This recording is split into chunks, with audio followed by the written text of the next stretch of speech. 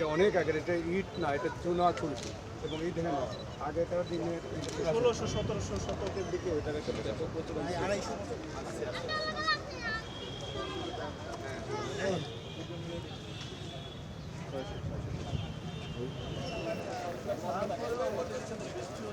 এখন পর্যন্ত মন্ত্রী মহোদয়ের একটি বিশেষ নির্দেশনা ছিল আমরা একটা অ্যাডভান্স মডেলের মোবাইল মানে ক্যামেরা সিস্টেমের আন্ডারে যেতে পারি কিনা, যাতে হচ্ছে শনাক্তকরণটা খুব ইজি হয়।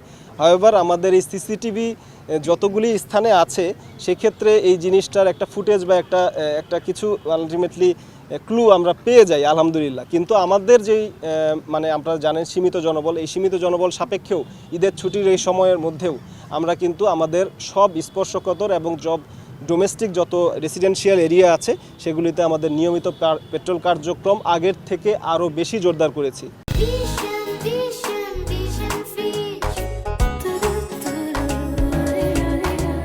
সো আশা করা যায় আমাদের গোয়েন্দা এবং পেট্রোল কার্যক্রমের মধ্যে যে কোনো রকমের অপরাধী তারা চুরি ছিনতাই প্রবণতা হলে সেটার ব্যাপারে থাকবে। এবং বিশেষত আমরা এই যে কিছুদিন আগে যে ব্যাপক একটা ড্রাইভ দিলাম, এক রাতের ব্যবধানে 16 জন সর্বমোট 25 জনকে আমরা 2-3 দিনের মধ্যে ধরেছি।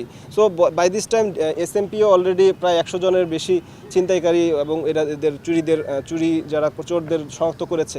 সো আমরা আশা করছি যে এই মেসেজটা তাদের কাছে গিয়েছে এবং তারা তাদের এই অপতৎপরতা এই মুহূর্তে কিছুটা হ্রাস পেয়েছে এবং নগরবাসী কিছুটা হলেও আগের থেকে স্বস্তিতে আছে।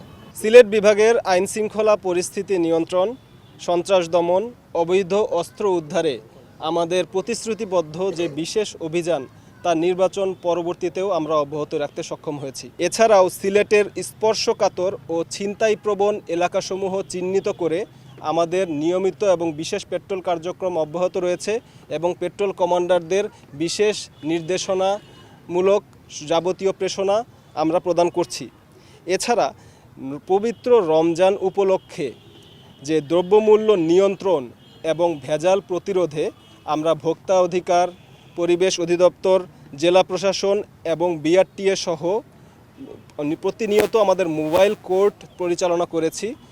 সিলেট এবং ব্রাহ্মণবাড়িয়ায় আমাদের দায়িত্বপূর্ণ এলাকা আমরা এখন পর্যন্ত 25টি মোবাইল কোর্ট পরিচালনা করে প্রায় 43 লক্ষ টাকা জরিমানা করেছি এবং 6 জনকে বিভিন্ন মেয়াদে কারাদণ্ড প্রদান করা হয়েছে।